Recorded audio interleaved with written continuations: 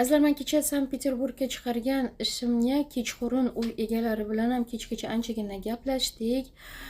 Bu Sankt-Peterburgga 25 yildan beri o'zini ish faoliyatini yurgizayotgan konditerskiy fabrika ekan. Juda katta fabrika. U yerga hozir ishchilar kerak bo'lar ekan. Upakovkaga, ularni erkaklarni ishlari, ishlab chiqarishlariga hozir anchagina xotin-qizlarimiz ishga taklif qilinadi, azizlar.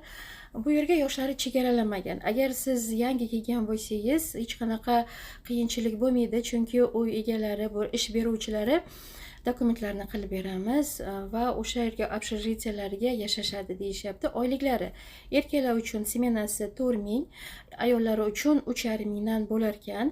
Grafigi farqi yo'q. Siz o'zingiz grafikda qo'yib ishlashingiz mumkin. 6-1, 7-0 yo bo'lmasa 2-2 qanaqa grafikka xohlayotgan bo'lsangiz, mana shu grafik bilan ishlashingiz mumkin. Yana o'sha zavodda egasini uyiga hozir er-xotinlar ishga taklif qilinadi. Prava bu yerga shart emas deyishyapti. Rus tilini bilish kerak, veb garderob albatta bilish kerak deyishyapti. Gatovka qilinmaydi. U egalarni o'zlari gatovka qilishar ekan. Haydovchilik guvohnomasi shart emas. Uyga mayda-chuda ishlari, mayda-chuda remontlar qilinar ekan. Melka remontlari, keyin itlar bor ekan. Agar siz itdan qo'rqmasangiz, itlarga, hayvonlarga allergiyangiz bo'lmasa, rus tilini bilsangiz, albatta bizga murojaat qiling.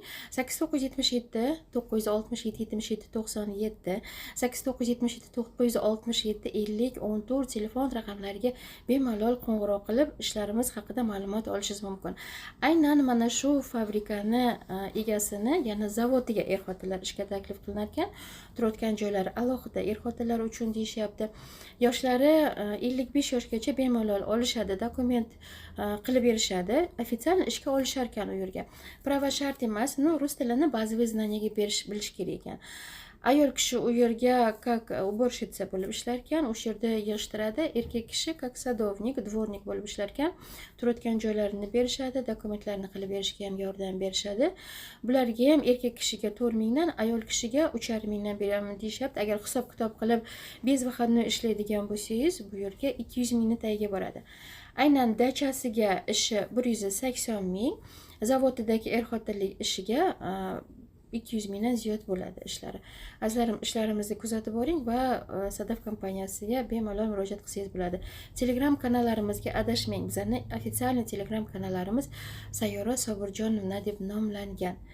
Bemalol siz ertalab обсуждение gruppasini ochib qo'ysak, savol-javob qilib o'zizga qiziqtirgan savollaringizni berishingiz mumkin bo'ladi, azizlarim. Sog' bo'ling, omon bo'ling.